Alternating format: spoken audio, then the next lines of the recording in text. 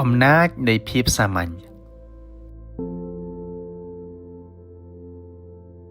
មនុស្សជាច្រើនប្រាថ្នាចង់រស់នៅក្នុងជីវិតអស្ចារ្យប៉ុន្តែបើយើងមើលទៅបុគ្គលដែលយើងចាត់ទុកថាជាមនុស្សអស្ចារ្យវិញ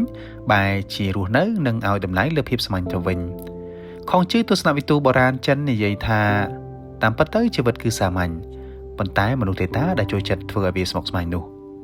មេដឹកនាំជាច្រើនដូចជាប្រធានាធិបតីអាមេរិក Barack Obama ស្ថាបនិក Facebook Mark Zuckerberg មហាសេដ្ឋីអាមេរិក Bill Gates ជាដើមសុទ្ធតែរស់នៅក្នុងជីវិតពោរពេញដោយភាពសាមញ្ញហេតុអ្វីបានជាមនុស្សត្រូវជ្រើសរើសភាពសាមញ្ញបែបនេះ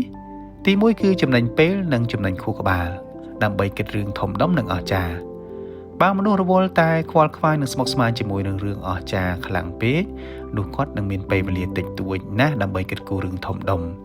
Zuckerberg មិនដែលខ្វល់អំពីសម្ភារបំពាក់ថ្លៃៗឬអស្ចារ្យឡើយ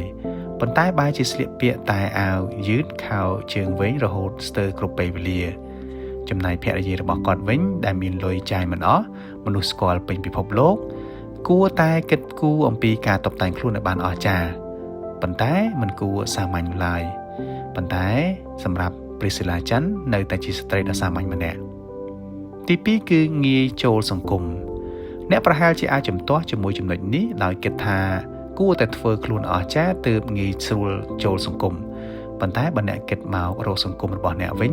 តើគួរធ្វើខ្លួនដ៏អស្ចារ្យឬក៏សាមញ្ញសង្គមរបស់យើងប្រជាជនយើងគឺសាមញ្ញណាស់ការដែលយើងធ្វើខ្លួនសាមញ្ញមានន័យថាអ្នកកំពុងក្លាយជាផ្នែកមួយនៃសង្គមមួយនេះដែរហើយក៏កំពុងឲ្យតម្លៃលើសង្គមមួយនេះដែរលោក Khalil Hosseini អ្នកនិពន្ធអាមេរិកនិងជាទូតសុចន្ទៈរបស់អង្គការ UNHCR និយាយថាខ្ញុំគឺជាមនុស្សមហាសាមញ្ញខ្ញុំរស់នៅក្នុងជីវិតដ៏សាមញ្ញបំផុតជាមួយគ្រួសាររបស់ខ្ញុំហើយខ្ញុំរីករាយជាមួយនឹងរឿងរ៉ាវសាមញ្ញទី3គឺលទ្ធផលការងារដ៏អស្ចារ្យកើតចេញពីរឿងសាមញ្ញបើអ្នករវល់តែខ្វល់អំពីសកម្មភាពដ៏អស្ចារ្យមិនព្រមធ្វើរឿងសាមញ្ញឬក៏សកម្មភាពសាមញ្ញនោះពិតជាមិនអាចបង្កើតរឿងដ៏អស្ចារ្យបានឡើយអ្នកមិនអាចសម្រេចកិច្ចការងារធំនិងសំខាន់ដោយមិនអាចធ្វើកិច្ចការងារតូចតាចបានឡើយអ្នកប្រាជ្ញបុរាណឡាវឈឺនិយាយថាក្នុងដំណើររាប់ពាន់យោជន៍ត្រូវចាប់ផ្ដើមពីជំហានតូចតាមពិតទៅពេលដែលមនុស្សកើតមកគឺសាមញ្ញដូចនេះគួរតែបន្តរស់នៅក្នុងភាពសាមញ្ញនេះគ្មានអ្វីដែលល្អឥតខ្ចោះដោយធម្មជាតិឡើយហើយយើងក៏មិនគួរធ្វើខ្លួនឲ្យអស្ចារ្យលើសពីអ្វីដែលធម្មជាតិបានផ្ដល់ឲ្យយើងគ្រប់គ្នានោះដែរយើងគួរតែរស់នៅនិងរីករាយជាមួយនឹងជីវិតដ៏សាមញ្ញប៉ុន្តែគួរតែដើម្បីបុព្វហេតុដ៏អស្ចារ្យជាជាងរស់នៅក្នុងជីវិតដ៏មហាសែនអស្ចារ្យប៉ុន្តែដើម្បីតែបុព្វហេតុសាមញ្ញនោះដកស្រង់ចេញពីសៀវភៅដំណក់ទស្សនៈ